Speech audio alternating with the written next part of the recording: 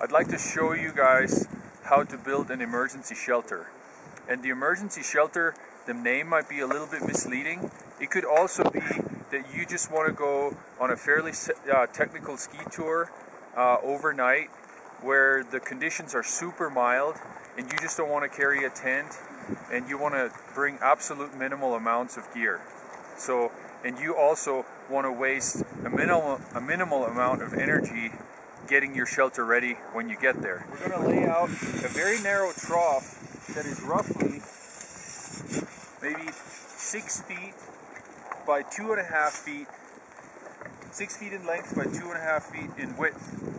And we're going to dig that out about 4 feet deep. And then if you were to look at it in a cross section, once we're down in there, we're going to bulb it out.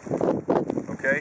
So that's steps important, that the top of your shelter doesn't become too wide.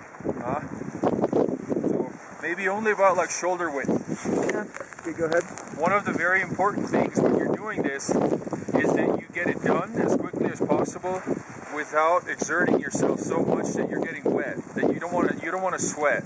You want to start your night, your forced bivvy or your planned bivvy out hopefully in a fairly dry state.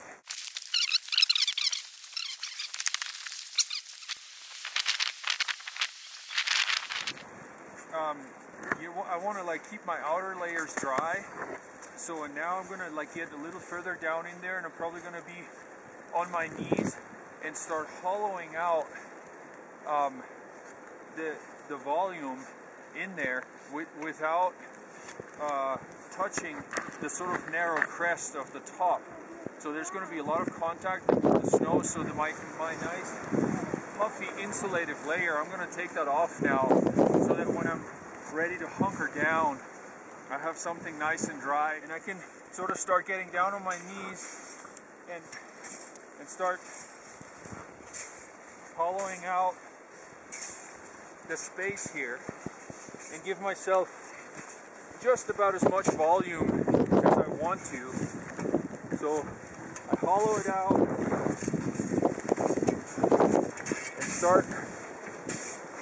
and start making more volume for myself, but important, without damaging the narrow crest of the upper perimeter here. With very little, not too much effort, we have now sort of achieved the initial stages of sort of like this pear shape, where we have like the top that is fairly narrow and it comes out and then bulbs out. And as you can imagine, this is sort of like a matter of, you know, how much work you want to put into it, and you know, and you can make it, especially when you have a deep snowpack like here, you can make it about as spacious in here as you want to.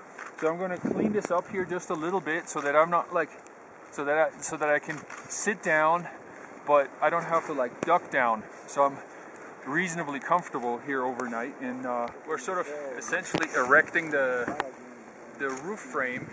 And what I have is, like, with my my companion Sarah here, we have a total of 4 skis and 4 poles, and that will create the roof frame. It's pretty simple, but Sarah has worked for me to create a little bit of like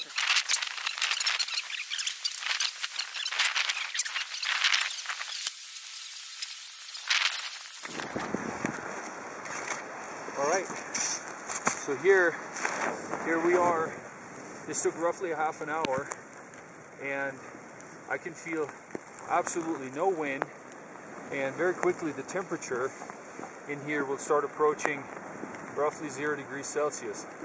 That's about as warm as we want it, actually, so that we don't have meltage and drippage in here.